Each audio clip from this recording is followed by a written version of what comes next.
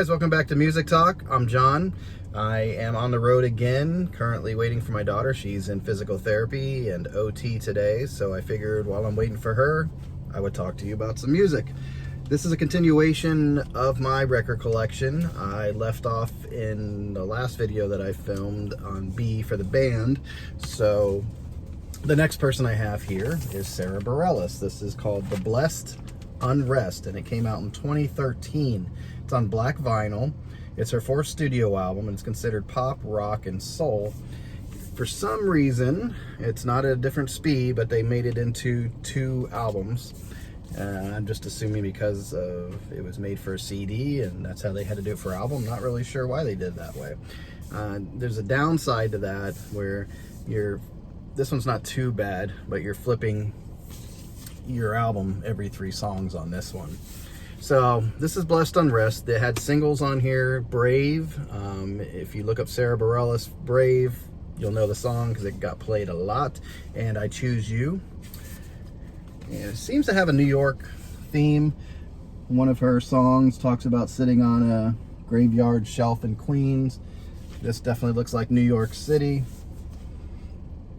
And the notable songs on this for me were Chasing the Sun, and most of all, the song I'd probably buy the album for, probably, if I didn't like, well, I like all the songs. So anyway, Satellite Song. That song is great. Atmosphere, moody, communicating with, I don't know, she's communicating with the dead. It seems like the dead, or, you know, where do we go from here kind of thing. And it starts off with a nice just atmosphere feel to it, and drum beat coming in, and then the piano kicks in and she starts singing, and then she hits these notes, these really high notes to show you what the satellite call sound is. So it's really cool. You gotta check it out. And I saw her do this song in concert, and she hits all the notes. So if you haven't heard the song, check it out. And then there's a YouTube video out there where she hits it. I mean, it's crazy how she hits those notes. It's amazing. So I definitely recommend that album, The Blessed Unrest by Sara Bareilles. This next one is my first album from this man. I gotta check out more of his stuff. I think he did the music for Soul, the Disney movie. I think that's this guy. Correct me if I'm wrong in the comments, but I believe that's him. I did my homework, but I just thought about that. Anyway, this is Jon Batiste, We Are. This came out in 2021, and this is his 8th album. This one's on black vinyl, and it's considered jazz soul. He had 3 singles off of it: We Are, I Need You, and Cry. I like this album. It has a lot of different feels. It has a little bit of, goes into a little bit of the hip-hop area. There's a little bit of rap, which I could probably do without, but he felt it fit, so it works for the album. I like the whole entire album. A little letter on the inside here from Quincy Jones, so I don't know what their relationship is, but they're close enough for Quincy to write a little letter inside there. So it's a good album. I like it. So if you want to check out this kind of music with this jazz soul kind of feel, you know, definitely check him out, Jon Batiste. And the next one here is switching it up a little bit, kind of going from Sara Bareilles, which is kind of pop, to Jon Batiste, who's a little more soulful R&B feel, hip-hop-ish. I wouldn't say too much hip-hop. To that's how I put my sleeves on. Classic album, The Beach Boys. This is Pet Sounds. If you haven't heard it, you need to hear it. This is probably the only Beach Boys album that I like all the way through. That's not a jab at the Beach Boys. I think they have a lot of great songs, but I haven't come across an album, except for this one, where I like it all the way through. So this one was considered Brian Wilson's masterpiece. He just went all out to put this whole thing together. And it came out in 1966. This was the Beach Boys' 11th studio album. This is on black vinyl, and the music is considered to be progressive pop art rock. And here's the guys on the back. And this the singles off of this were Caroline No, Sloop John B, and Wouldn't It Be Nice. The songs that stick out for me on this are I Just Wasn't Made for These Times and God Only Knows. I Just Wasn't Made for These Times I really relate to. It's that time in your life, if it's every day or every once in a while, you just don't know where you fit in with anything, and I just don't know. I don't think I was made for these times, and a lot of it might have to do with maybe you were born at the wrong time. Maybe you feel like you're an old soul and you should have been born, you know. I always felt like I would have fit in the 60s during that time, so I can relate to that song. And then God Only Knows, I did my homework. I didn't see where it was released as a single, but please correct me if I'm wrong. I don't know why that song wouldn't have been. It's such a great song. And so anyway, and the other thing I was going to point out on this particular album, where I purchased it from, it came out of it was purchased out of a collection from a previous radio station. So I believe this is how they organized their records. It looks like the first 3 letters of the band name and popped it in there. And, you know, I kind of had, I think, the wrong idea about buying a record from a radio station, because you figured, oh, it's in a radio station, it's going to get a lot of play, it's going to be a mess. But then I thought about it and like, well, they had to play these albums, so I'm sure they took really good care of them because that was their bread and butter. They had to play it. So I mean, this album's clean. I don't know if you can see it there, but there's just nothing on it. It's just a good looking album. So now, if I see something like that, I'm actually gonna pay a little bit closer attention to it and really check it out, because, you know, these radio stations probably did take really good care of their stuff. And it's funny because usually I don't like albums with this on it, but this kind of puts it in a place and time, gives a little bit of history. So I'm okay with that. It drives me nuts when people write their names on their albums or on their covers. You know, and then you got to look at Chuck's Beach Boys album. But I saw a recent video from Mazzy, who's on YouTube. I love watching Mazzy. There's so much in it. His spunk, he's great, and his information is endless. So you learn so much from him. He said that in college, that's what they would do. They'd write their names on the covers and the albums so that it was proof that it was theirs. So somebody tried to take off of their album, say, nope, sorry, dude, that's me. I'm B, whatever.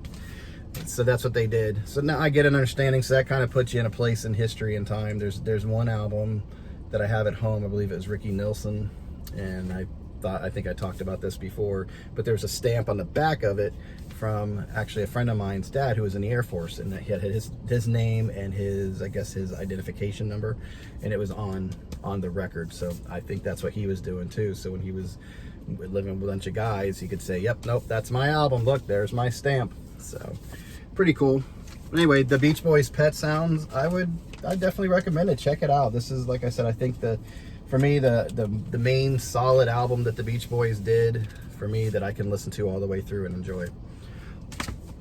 But since I do like the Beach Boys, and I remember when I was a kid, it was on album. I don't even know what happened to that album, but I ordered a compilation because back in this was 80s, early 80s, you always saw these advertisements for records. These greatest hits, those greatest hits, get them. And I actually started mowing lawns and had a couple bucks, and I actually made my first online order. It wasn't online, obviously, telephone order. Called in and ordered it, and I was so happy that I got this Beach Boys album. And I ran to my friend's house because I think I went to play it, and then I realized something was wrong with it. Maybe my needle or something was wrong, so I ran to his house, and he was more into Kiss and bands like that, but he could appreciate the Beach Boys, so he let me play it at his house. But it wasn't exactly this one, but it was similar. So if you're looking to get into the Beach Boys, or you like a lot of their hits, I would go this route. Because like I said, a lot of their albums I don't feel are complete albums, but there's really little pieces of gold throughout each album. So this is the very best of the Beach Boys, Sounds of Summer. It's a 2-record set. Okay, you have your inside there. It's on black vinyl. Some credits, and in the back side you have your surfboards. But it's a great introduction to the Beach Boys, or a great way of just having a bunch of their songs. For me, if there's bands out there, and I'll get into those later, that have really good songs, but then the whole album as a whole just feels like a lot of filler. But when you put together a greatest hits, it's a great album. So that's what this Beach Boys collection is for me, to collect all those songs. And these have all those songs on those albums that I talked about when I was a kid and ordered. I was big into that early, well, that little bit after the beginning of the Beach Boys, where you got into California Girls, Fun, Surfer Girl, Little Deuce Coupe, In My Room, God Only Knows from Pet Sounds. And they have Kokomo, which, it's all right. If you're listening to Beach Boys, Kokomo got overplayed. I don't think Kokomo's a horrible song. It's people just are tired of hearing it, I think. So, and then another song on here on side C, number 2, Get You Back. And that was a song that came out, I want to say mid-'80s, somewhere in that area. And it just sounded like a Beach Boys song from the 60s. And I loved it, man. When that song came out, I had to go out and get that single. So anyway, so if you're looking to get into the Beach Boys, you're not sure, I don't think you can lose. If you like those songs I was talking about, like Surfin' Safari, Fun, yeah, you can't really lose with this album. It's a good collection. So I have 3 more albums here, but only one artist. And it's kind of interesting. I wouldn't ever, I think, have this band's complete discography, but I think I like what I have with them. And I'm going to show you why. As soon as I get this sleeve back on. There we go. This is the Beastie Boys. And everybody probably knows this album, License to Ill. It came out in 1986, and this was their debut album. This is on black vinyl. And it's cool because everybody knows if they ever seen it or had the tape or whatever. You open it up, and you have the crash. And then on the inside, you got the Beastie Boys. And I believe that's the World's Fair Globe in Queens, because I don't know if they were exactly from Queens, but I know they're in that area of New York.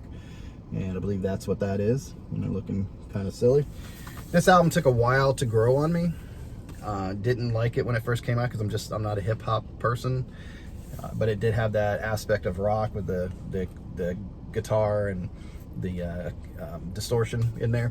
So I liked it.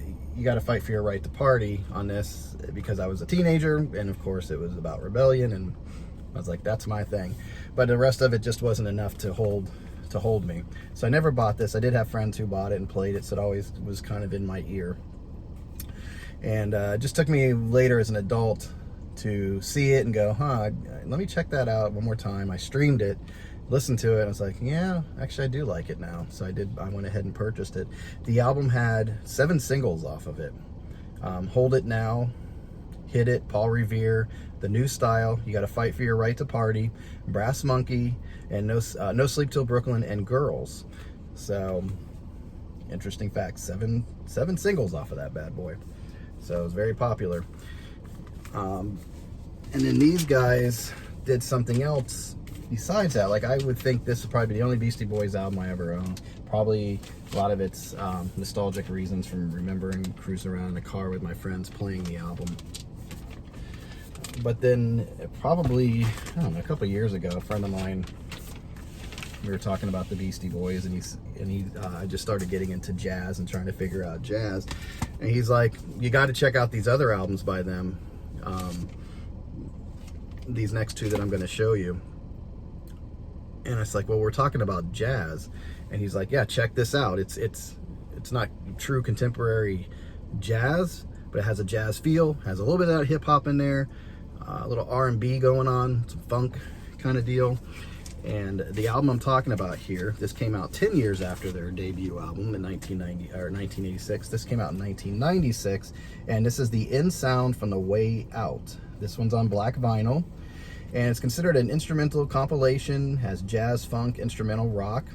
There were no singles off of this, but I tell you what, if you're looking for, there's no vocals on this, it's all instrumental, and it's great. I played it for somebody who recently, she likes prog rock, she likes to listen to a lot of stuff, And I told her the Beastie Boys. She's like, I'm not big into hip hop, but you know, I'll listen to something because you never know if you're gonna like something. I played this, you know, I told her to listen to it. She listened to it. It's like, where's this thing been? So if you're looking to have like a get together and have some like cool music in the background, it's not too crazy good, this is the album. Or if you just want to sit back and listen to what these guys did and the different layers of how they put this album together, I would definitely suggest this album. So that's the In Sound from The Way Out, instrumental music composed and performed by the Beach Boys. So definitely recommend that. Then I found out that's not the only one that they put out like that. The other one that they have is called The Mix Up. And this one came out in 2007. It's on black vinyl. It's considered jazz, funk, instrumental rock. There were 2 singles off of this, Electric Worm and Off the Grid. And same thing, just really good music to put on if you're having a little get together and you want to just put on an album that everybody could enjoy. I think this is the one. This one will allow people of all different genres to enjoy the listening experience of this album. And I wouldn't even particularly pick out one or song off of this that sticks out. It's just great all the way through. It just works together what they did here. So I'm really glad my friend told me about this, because this is an album I listen to quite a bit. So all right, well, that is it for today. Those are my records up to that point. I reached the Beastie Boys, but I'll be skipping the Beatles for right now and doing probably an episode or 2 on the Beatles to just focus on them in particular, because they have such a big catalog and I have a lot of their albums. So that's it for today, guys. Thank you for watching. I appreciate it. And please hit that subscribe button, hit the like button, and comment below. Let me know if what works for you, what doesn't on this channel. Hopefully I'm hitting a lot of things. If you'd like to see more information on albums or whatever, I'm definitely the type of person who wants to know why an album was put together, why a song came together, why an album almost didn't happen, all that cool stuff, the history of it, besides what they're talking about in there. So anyway, thank you guys again for watching. Subscribe, like it, comment, and I will see you guys later. Thank you, and bye.